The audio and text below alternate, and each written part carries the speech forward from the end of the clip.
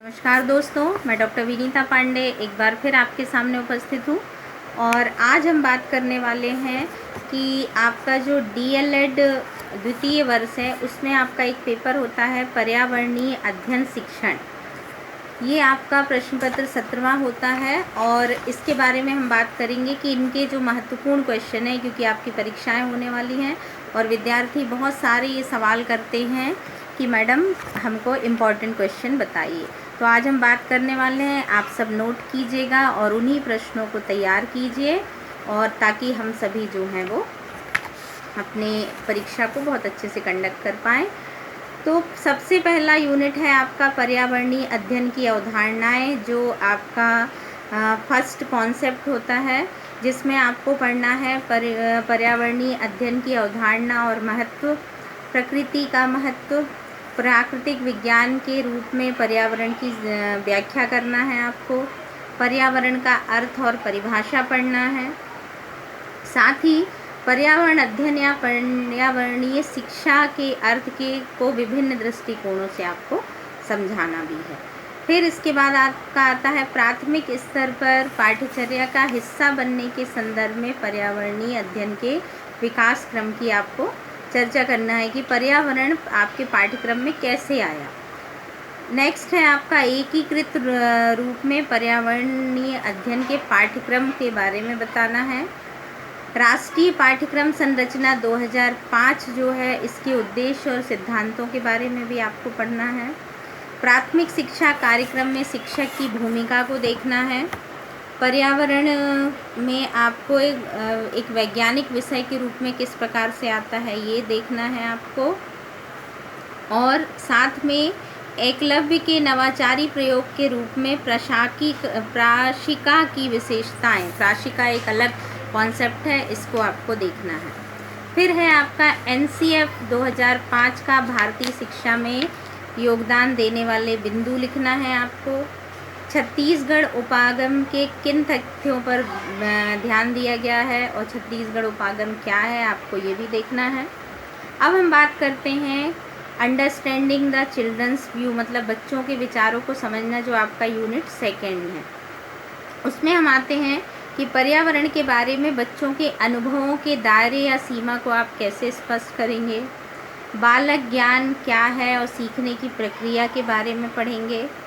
स्थान और समय की अवधारणा को स्पष्ट करते हुए हम मापन को समझाएंगे।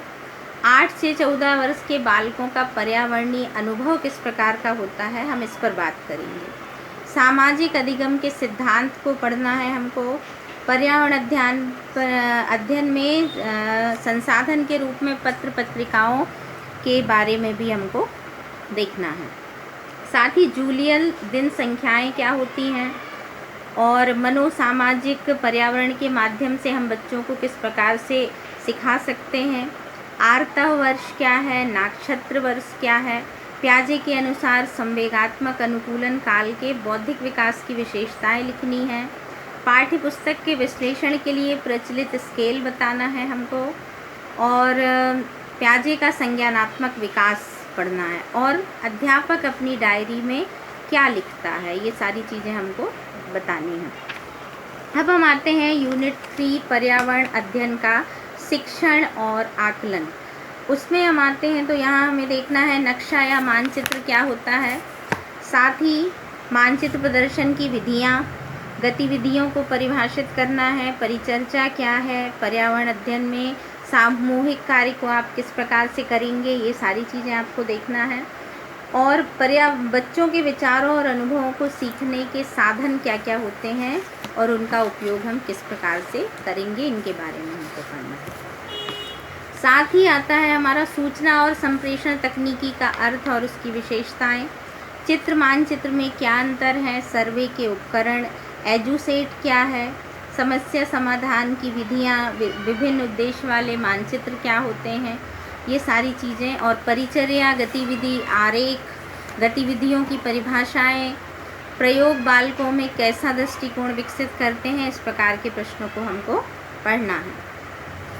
अब आता है यूनिट 4, जिसमें पर्यावरणीय अध्ययन के शिक्षण की तैयारी है, जहाँ पर हमको पर्यावरण अध्ययन शिक्षण में योजना को प्रभावशाली बनाने के लिए मुख्य सोपानों का वर्णन है। बच्चों के वैकल्पिक विचार और इससे संबंधित विभिन्न तथ्यों को हम कैसे स्पष्ट करेंगे, ये है। दृश्य श्रव्य सामग्री पढ़ना है, सहायक शिक्षण सामग्री पढ़ना है, व्यक्तिवृत्त अध्ययन क्या है, और विद्यालय में पुस्तकालय की स्थापना के उद्देश्य हैं, शिक्षक के समूह शिक्षण का प्रयोग क्या है, कैसे करते हैं, और शिक्षण में आपको योजना को प्रभावशाली बनाने की हमें आवश्यकता क्यों होती है। यहाँ पर हमको विज्ञान किट के 5 उपकरण, पुस्तकालय की परिभाषा, संकल्पना मानचित्र, वाइगोत्स्की का सिद्धांत, कक्षा के बाहर अधिगम की गतिविधियाँ, सहकारी अधिगम और कक्ष गतिविधियों के आयोजन को समझाना है। ये सारी चीज़ें हमें पढ़नी हैं। यूनिट 5 में हम आते हैं तो यहाँ पर पर्यावरण की जो अध्ययन की पुस्तक है उसको तैयार करने के संबंध में मार्गदर्शक सिद्धांत क्या है, पुस्तक निर्माण की विधियाँ क्या हैं, दार्शनिक और मनोवैज्ञानिक संदर्भ में हम इन्हें क्या करेंगे, विषय वस्तु क्या होती है पुस्तक की, अभ्यास कार्य में छात्रों के गुण और प्रवृत्तियों का कैसे विकास होता है, परिभाषा देकर पाठ्य पुस्तक को समझाना है, बातचीत आधारित और भागीदार पूर्ण कोई 4 विधियाँ बतानी हैं, केंद्रीय स्तर पर पर्यावरण शिक्षा विभाग के बारे में बताना है, कक्षा परिचर्या का उद्देश्य लिखना है, और छात्रों में पर्यावरणीय कौशल का विकास कैसे होता है और कौन से वो साधन हैं। ये सारी चीज़ें हमको यहाँ पर पढ़ना है। और कक्षा योजना और मूल्यांकन आपका अध्याय 6 है। इसमें हमको आकलन और मूल्यांकन और पाठ्य योजना के बारे में पढ़ना है, अधिगम के आकलन को परिभाषित करना है, मूल्यांकन की आवश्यकता बतानी है, पद्धतियाँ बतानी हैं, उपलब्धि या निष्पत्ति के बारे में बताना है, योगात्मक मूल्यांकन क्या है, उसके प्रकार कितने हैं, शिक्षक के मौखिक पृष्ठपोषण के गुण बताना है, इकाई योजना के बारे में बताना है, पाठ्य योजना बनाने का क्रम कैसा होना चाहिए, और परंपरागत और समवायी पाठ्य योजना जो होती है उसमें क्या अंतर होता है। ये सारी इस तरह के प्रश्नों की तैयारी हमको करना है, क्योंकि 6 यूनिट का ये आपका सिलेबस है। और पर्यावरण अध्ययन शिक्षण के बारे में हमको अच्छे से पढ़ना है ताकि आपको बहुत अच्छे मार्क्स मिलें।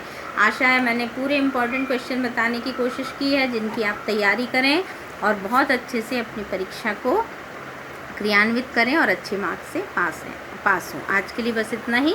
धन्यवाद।